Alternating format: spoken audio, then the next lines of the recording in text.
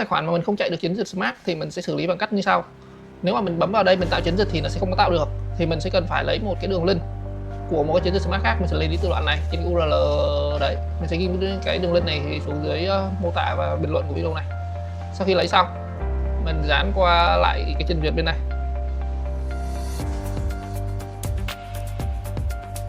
Rồi mình chọn con tài khoản đấy.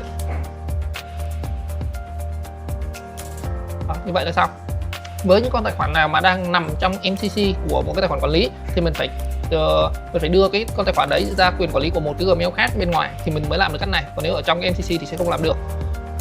Rồi để mà đưa được cái tài khoản trong MCC thì đơn giản thôi, thì mình vô cái con MCC đấy, ví dụ như thế này, mình chọn cái con tài khoản mà mình cần tạo, ví dụ như con này, xong mình vô phần quản trị này, vô quyền truy cập và bảo mật này, rồi mình thêm người dùng vào là được. Và em là Toán, hẹn gặp anh chị tại dự án của chúng ta.